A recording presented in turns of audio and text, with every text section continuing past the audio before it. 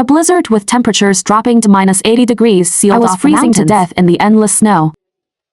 Watching helplessly as my parents and brother used the only bucket of warm water I had risked my life hacking ice for just to wash their feet. They left me there to freeze to death, completely uncared for. When I opened my eyes again, I had been reborn 5 days before the apocalyptic blizzard hit. My mother was self-righteously forcing me to pay up. A 100,000 yuan summer retreat in the deep mountains. It's for your brother to relax. You have to pay for it today, looking at these 3 leeches who wanted my life savings. The very relatives who personally sent me to my death in my past life. A bone-chilling cold flashed in my eyes, and I sneered inwardly. In this life, I won't hide or avoid them. Since they are so dead set on going to the deep mountains to escape the heat, I will personally pave this frozen path to hell for them. My brother, sitting with his legs crossed and casually playing on his phone, chimed in with absolute entitlement. Sis, I finally finished my exams and get to relax for once. You can easily make this little bit of money back. Just pay it and don't be a buzzkill. My dad sat on the sofa smoking, silently indulging him the entire time. In their eyes, I was born to be a tool to make money, support the family, and subsidize my brother. My sacrifices and devotion were simply expected of me. In the past, I would have emptied my own pockets to satisfy them. But after experiencing a tragic, freezing death in my past life, I no longer had a shred of foolish filial piety or softness left. I hid the hostility in my eyes, picked up the summer retreat flyer, and spoke with uncharacteristic submissiveness. What's the rush? My brother has worked so hard for half a year, how could he stay in a normal bed and breakfast?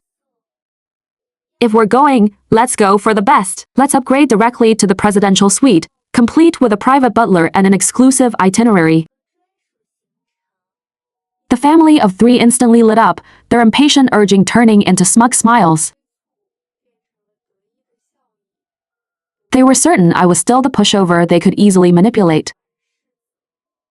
I opened the travel website and checked all the top-tier luxury packages, instantly doubling the price.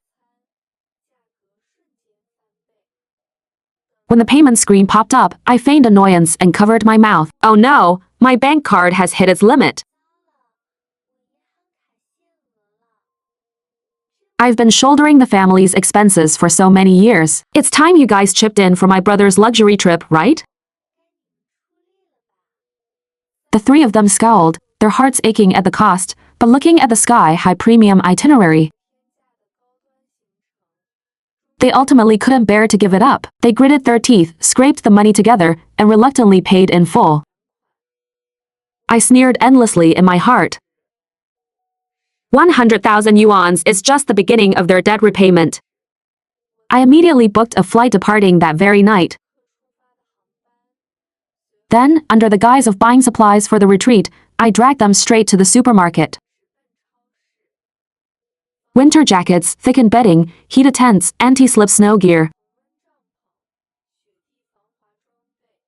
I stuffed cart after cart with expensive, warm supplies.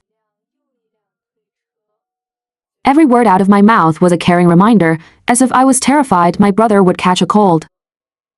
But as for emergency rations, drinking water, and frostbite medicine, I didn't grab a single crumb or drop.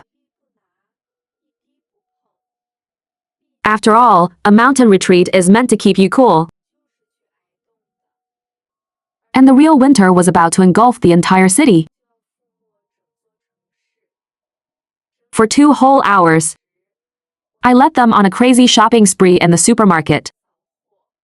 Their carts were piled high with lightweight, stylish new hoodies, casual jackets, and delicate accessories. All of them were thin, midsummer clothes. Not a single piece could withstand the impending extreme blizzard. My mother looked at all these clothes, her face growing darker, and couldn't help but whisper a complaint. Why are we buying so much? What a waste of money. My brother was even more impatient. Just buy whatever and let's go. Stop dawdling, you're going to delay our evening departure. I acted innocent and spoke softly. It's rare for my brother to go out and have fun. He definitely needs to dress decently and comfortably. The scenery is beautiful, he should take lots of pictures. The hotel has all the food and drinks we need, we don't need to bring any. Bringing too much is just a burden. These words completely dispelled their concerns. In their eyes, I was still the brainless sister who doted on her brother.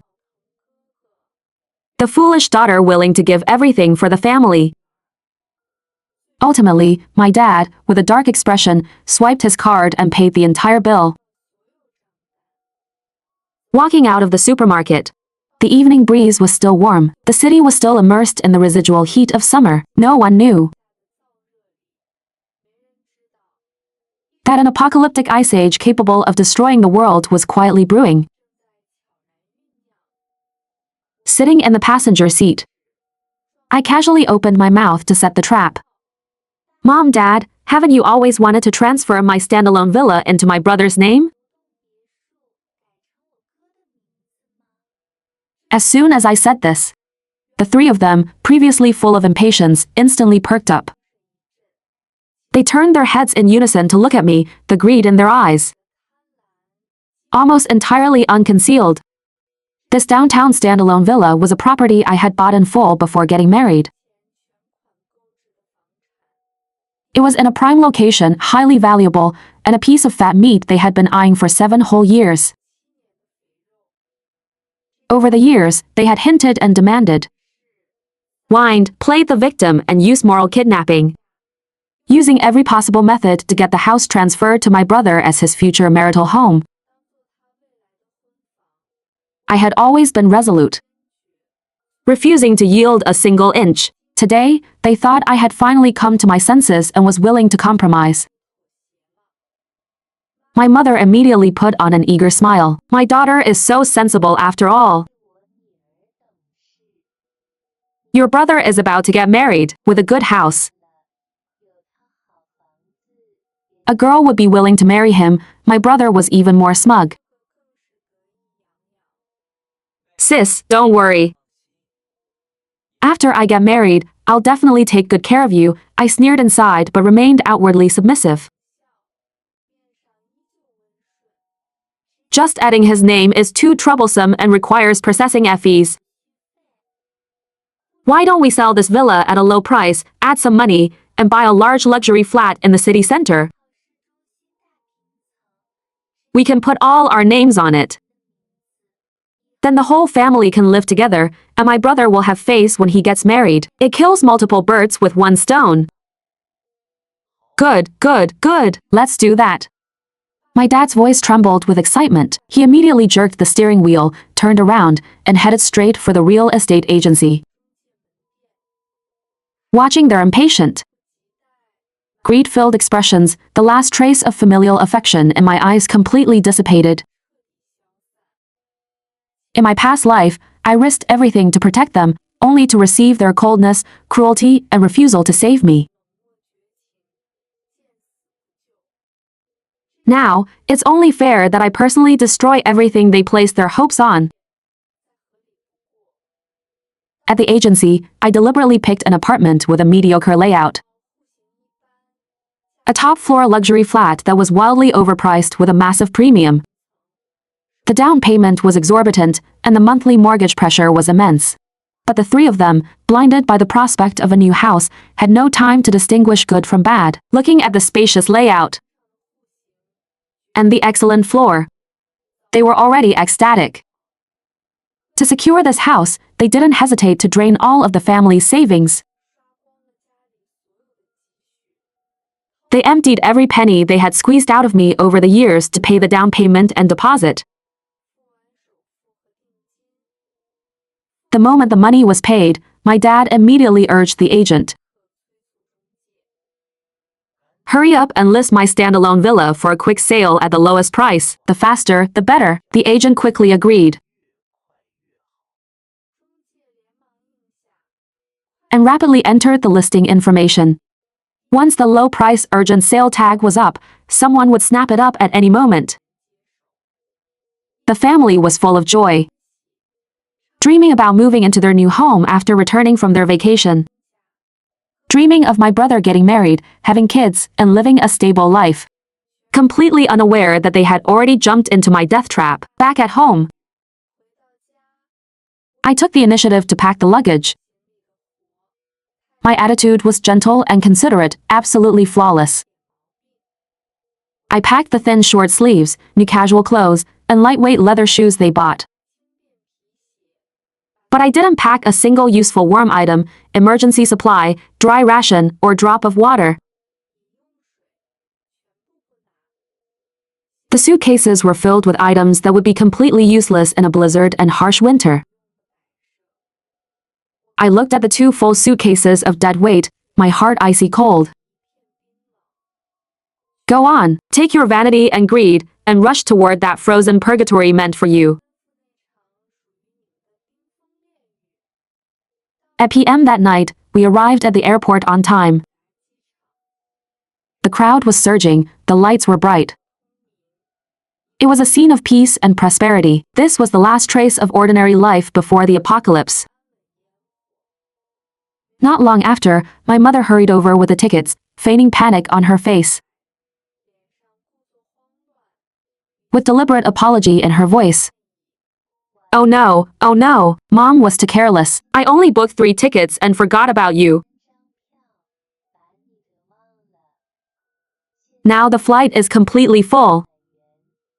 We can't even get a standby ticket. What should we do? I looked at her clumsy acting, feeling it was incredibly ridiculous. From childhood to adulthood, whenever there were benefits or fun, they always prioritized my brother. I was always the one left behind, the one sacrificed. My brother glanced at me impatiently and casually brushed me off. Sis, you should just go back. We'll take you out next time, don't delay our boarding. My dad frowned even more, his tone stern. It's not a big deal. Don't be unreasonable. Just stay home and behave. It was the exact same rhetoric, the exact same favoritism. Only, the current me was no longer the girl from my past life who humbly tried to please them.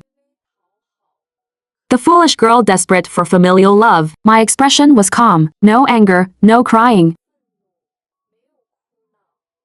Not even a hint of grievance, I just nodded faintly. All right, have fun. After saying that, I turned around and left, clean and decisive, without looking back. The 3 behind me were obviously stunned. They had probably never seen me look so compliant yet cold, and couldn't adapt for a moment. But as the boarding announcement sounded, they didn't have time to overthink it and hurriedly went to board. Not a single person looked back at me. I stood in the airport lobby, listening to their fading footsteps, my heart feeling completely relieved. From now on, I have no family. I only have my own survival. I immediately dialed the number of the homeowner and agent I had contacted in advance. That self-built house in the suburbs, with the ancient well-sturdy structure, windproof and insulated. Can we sign the contract and transfer the title now? I will pay the full amount immediately. A surprised and delighted voice immediately came from the other end of the line. Miss Lin. You are so lucky.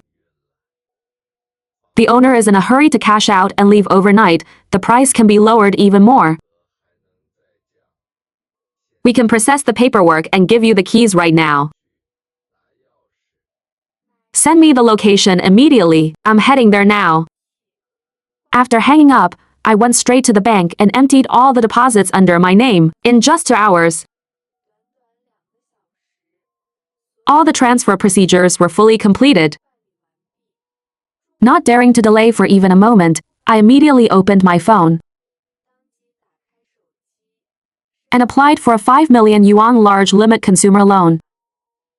After the apocalypse arrives, the financial system will be the first to collapse, and lending institutions will go bankrupt one after another. This money is a massive gift from the apocalypse that I will never have to repay. Once the funds arrived, I immediately called the head of the city's top fortification and renovation team. Old Wang, I'll send you an address. Install top-tier cold-proof and thermal insulation layers on all exterior walls. Explosion-proof blizzard shields. Replace all doors and windows with thickened bulletproof and explosion-proof materials. Completely transform the basement into an airtight, insulated panic room kept at a constant 20 degrees Celsius. Zone it out to create a storage room, a resting area, and a supply warehouse. Use the best materials, have the workers work overnight. It must be completed within 3 days. I'll pay double the wages. Old Wang on the other end quickly agreed. Understood. I guarantee it will be completed on time. We'll build you the safest fortress. Hanging up the phone, I directly initiated a crazy online shopping spree. Hundreds of high-power solar panels, dozens of high-capacity storage batteries, and 3 silent emergency generators. All expedited for delivery and overnight installation. Setting up a complete power supply system for the whole house, even if the blizzard seals the city and the public grid completely fails. I can achieve electrical freedom, keeping the house warm and comfortable at all times.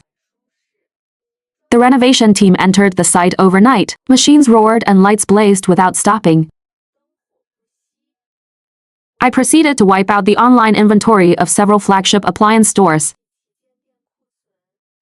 I chose same-day local delivery for all winter and preservation appliances. 6 constant temperature central air conditioners, 20 graphene heaters, 30 electric heating blankets, hundreds of rechargeable hand warmers, 10 double-door freezers, and 8 household refrigerators. In extreme cold, power outages are normal. The freezing environment will turn the fridges and freezers into natural preservation units. The long-term food reserves will be enough for me to survive for years. I bought all the food from online wholesale warehouse stores. Vacuum-packed rice, flour, coarse grains, and noodles, starting at 500 pounds for each category. Simultaneously, I purchased large quantities of compressed biscuits and freeze-dried staple foods. For self-heating foods and vegetables, I specifically chose storage-friendly and low-temp-resistant ones: potatoes, onions, sweet potatoes, pumpkins, and winter melons. I stocked up on dehydrated veggies, freeze-dried fruits, and edible wild herbs. Frozen livestock, poultry meat, seafood, fish, and shrimp. Additionally, I bought large quantities of vacuum-packed braised meats, dried meats, spicy foods, and egg products that are ready to eat. Without needing a fire, I can quickly replenish my physical strength. I continued adding various ready-to-eat meats to the cart, convenient for grabbing and boosting energy at any time. Water is the foundation of survival. Even though I have an ancient well at home, I still ordered 1,200 barrels of purified water online and added massive amounts of bottled mineral water for drinking and washing. As a backup to melting snow, covering all bases, I prefer to have too much rather than too little. Medicine was even more crucial. Frostbite ointment, anti-diarrhea pills, anti-inflammatories, cold and fever medicine, gastrointestinal painkillers, and antibiotics. I ordered 5 boxes of each category: iodophor, gauze, bandages, medical cotton gloves, rubbing alcohol, and other medical consumables were stocked in massive quantities. Wormwood, ginger, Sichuan peppercorns, and other traditional Chinese herbs for dispelling cold and dampness were bought by the box. In an extreme cold environment of -80 degrees, these traditional cold relief supplies are life-saving trump cards. Daily necessities were likewise purchased in one go online. Thickened cotton clothes, thermal underwear, windproof jackets, snow boots, socks, and bedding. Tissues, toiletries, feminine hygiene products. I bought a 10-year supply all at once, for 2 whole days and nights. Supplies were continuously transported into the self-built house, cramming the entire building and basement full. Doomsday countdown, 48 hours. The weather outside began to show bizarre anomalies. In what should have been an unbearably hot midsummer, temperatures plummeted off a cliff, and the howling winds wouldn't stop. Dark clouds covered the entire sky. The day turning gloomy and dark, the news was filled with red top-tier cold wave warnings. The broadcasters, with urgent and heavy tones, repeatedly reminded citizens to prepare for the cold and take shelter indoors. Most people just treated it as an extreme temperature drop, still not taking it seriously. Going to work, traveling, shopping, and playing as usual. No one knew that a global ice age apocalypse was about to completely descend. My phone vibrated crazily. My mother's name flashed on the screen.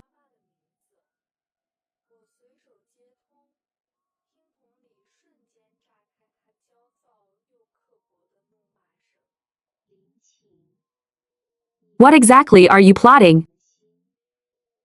The temperature in the mountains suddenly dropped. There's a blizzard, and the camp has completely cut off heating and water. We're freezing to death. When the hell are you coming over? My heart was completely indifferent, without a single ripple of emotion. In my past life, hearing her sound so wronged and anxious, I would have instantly softened and rushed to the deep mountains to rescue them at all costs, emptying all my resources to serve their family of 3, only to end up tragically freezing to death. But now, I only had cold mockery left. I replied with a flat, calm tone. The deep mountains are meant for escaping the heat. It's normal for it to be a bit cold. You're the ones who insisted on going there to court death. If you have problems, find the tour guide or the customer service. Why are you looking for me? My mother on the other end was instantly choked by my words. Breathing heavily, burning with rage. You think your wings are hard enough now, huh? Deliberately spitting us? Let me tell you, don't be ungrateful. Hurry up and transfer 50,000 yuans over for emergencies. Otherwise, when we get back, we're cutting ties with you and will never acknowledge you as our daughter again. Cut ties? I almost laughed out loud. This was exactly the result I had been praying for. Fine, as you wish. I finished cleanly, hung up the phone, and systematically blocked all contact info for my parents and brother, completely severing this ridiculous and deadly familial bond. The world was finally completely quiet. The wind outside grew fiercer, howling like weeping ghosts and howling wolves.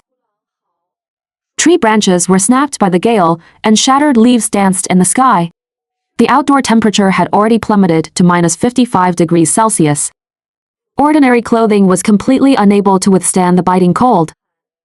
Exposure for less than 10 minutes would cause frostbite and freezing.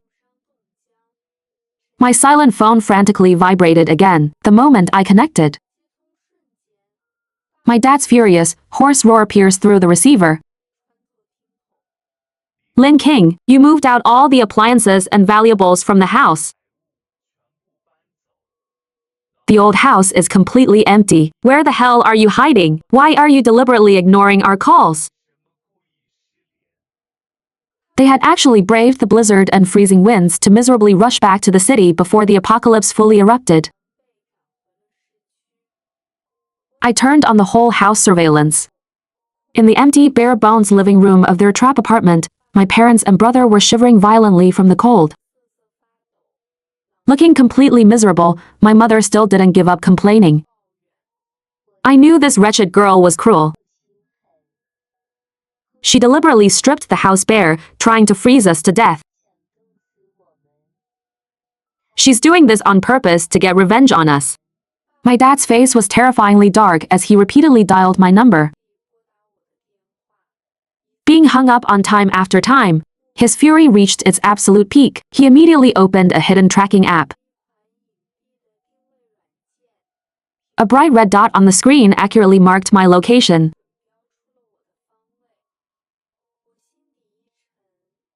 It turned out he had secretly installed a tracker on my phone long ago, monitoring my whereabouts day and night. My dad looked at the phone, pulling his mouth into a fierce sneer, his words filled with biting ruthlessness. Won't answer the phone, huh? Hiding from us, huh? Let's see how long you can hide. Just wait.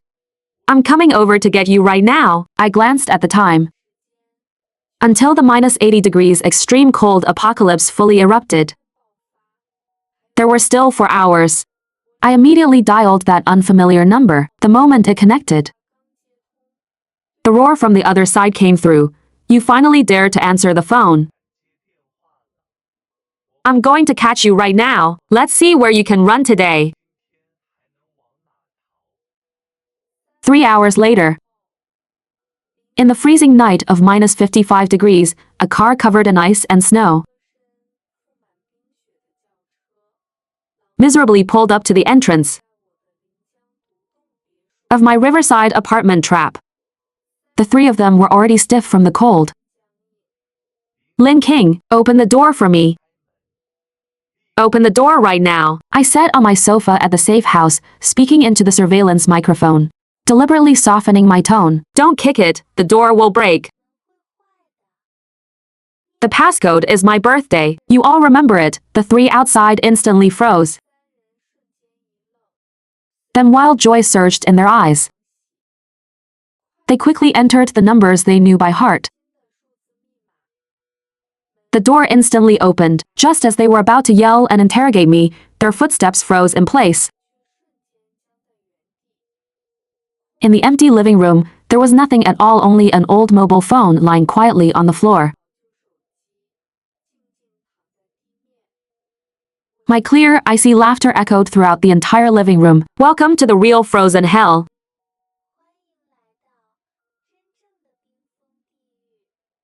The electronic thermometer on the wall flashed frantically, the numbers plummeting wildly. -50 degrees, -60 degrees, -70 degrees, -75 degrees. The doomsday game meant for them had officially begun. I had already locked the door's automatic closing mechanism in advance. Cold wind poured in endlessly, and the temperature continued its mad descent. -80 degrees. The first to give out was my mother. Cold. It's too cold. King, my good daughter, I beg you, open the door. Give us a little heating. She frantically begged into the empty room. Her hoarse crying mixed with the howling blizzard outside, sounding both pitiful and ridiculous. Lin King, you're crazy. You're intentionally imprisoning us. You want to freeze us to death. Once we get out, I will absolutely not let you off. You disobedient, ungrateful wretch. We worked so hard to raise you, and this is how you repay your parents. Open the door right now. Otherwise, even if I have to risk my life, I will never let you live in peace. Grace of raising me. You raised me, but you squeezed dry everything I had for half my life. I made money to support the family, paid for my brother's education, and filled the financial holes you dug. Whatever I owed you, I paid back long ago, with interest. The 3 of them were instantly speechless. I spoke lazily, breaking the dead silence. Let's play a game. Confess one thing you owe me for. And I'll turn on the power for 10 minutes so you can use the heater. I'll speak. I'll speak. I deliberately booked one less ticket at the airport. I just didn't want you to come and enjoy the luxury. I only have your brother in my heart. I've never cared about you as a daughter. I was biased. I'm sorry to you. I remotely activated the power switch. An old dusty heater in the corner suddenly lit up. The three of them quickly scrambled over to the heater, greedily soaking up the hard-won warmth. 10 minutes passed in a flash. The light suddenly extinguished. No. Please, turn it on for a little longer. We're freezing to death. Sis, I was wrong. I shouldn't have felt entitled to spend your money in the past. I shouldn't have bullied you in everything. Please, let us go. There is a locked box behind the cabinet. Inside are food and water. Whether you can survive depends on yourselves. My brother, completely desperate, ran over and pulled out the box behind the cabinet, but it was tightly locked. Without a passcode, it couldn't be opened. Passcode. Quick, tell us the passcode. I will only tell the passcode to one person. The family of three, who were just huddled together begging for mercy on the verge of collapse, instinctively pulled away from each other. Father and son looked at each other with fierce, suspicious eyes. My mother suddenly clutched her lower abdomen, screaming in pain, "Stop fighting! Stop fighting! I'm pregnant again! It's your dad's! Our family line cannot end! We can't be without an heir." My dad, who had just been glaring fiercely at his son, instantly restrained all his malice. He immediately looked at the camera. "Daughter, for the sake of your younger sibling, let us go. The Lin family line cannot end. I volunteer to die. Just let your mother and the child in her belly go." I couldn't help but chuckle low, my smile icy and mocking. Even in the frozen abyss of -80 degrees, when they were about to lose their own lives, all they cared about was their bloodline, their heir, their son. They never had an ounce of genuine guilt, and never truly felt sorry for me, their daughter. The deep-seated patriarchal rot favoring sons over daughters was carved into their bones, running deep in their blood, unchangeable till death. My dad resolutely turned and walked toward the second-floor balcony, leaving only my shivering mother and my dumbfounded, panicking brother in the room. My mother's body was stiff, her eyes filled with desperate pleading. The second passcode. Please, tell me. I'm carrying a child. I want to live. The passcode for the second box is my brother's birthday. My mother froze for a second, then numbly raised her trembling hand to input the numbers she knew by heart. At the bottom of the box quietly lay a few bottles of purified water, a few packs of compressed biscuits, and screenshots of 7 whole years of bank transfers and asset movements. Every single transfer was the hard-earned blood money I had desperately worked day and night for. Every asset transfer was hard evidence of how they had schemed to squeeze me dry, clearly printed in black and white. She finally completely broke down, wailing loudly. Her hoarse cries were desperate, filled with endless regret, but it was far too late. My brother looked at those records, his body violently trembling. Gone was his usual entitlement and arrogance. He finally clearly understood that his comfortable, pleasure-filled life was entirely built upon my pain and sacrifice. For the next dozen hours, I quietly watched the two on the monitor suspect, blame and tear into each other.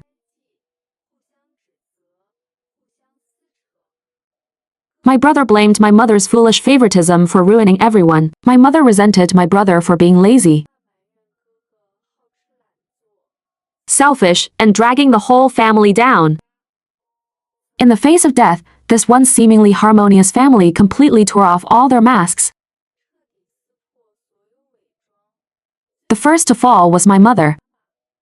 Her constitution was already weak, compounded by the frailty of pregnancy. Eventually, in endless cold and regret, she slowly stopped breathing. The moment she fell, the air they had desperately tried to protect in her womb also dissipated completely, ceasing to exist. The last remaining survivor, my brother, struggled alone in the frozen room. Relying on his sheer will to survive, he held on for a whole day, but ultimately couldn't withstand the extreme cold. His body slowly stiffened. I turned off the monitor. No longer looking at that dead, frozen prison, the blizzard endlessly ravaged the world. The entire city was completely paralyzed. The internet was intermittent, signals flickered in and out, and social order completely collapsed. The prosperous world had thoroughly been reduced to a frozen purgatory. Year 5 of the blizzard apocalypse. I went up to the roof to clear the snow off the solar panels as usual. The winter wind rushed against my face, but it no longer carried that bone-chilling, oppressive cold of the past. I suddenly realized that the 5-year-long extreme cold was quietly receding. The heavy snow filling the sky was gradually thinning out. The endless gray faded, and the long-lost pale blue sky slowly spread out. The blizzard that hadn't stopped for 5 continuous years had finally stopped. The 5-year-long blizzard apocalypse ended here. The harsh winter was over. Only I remained, quietly waiting for this dead land to slowly recover.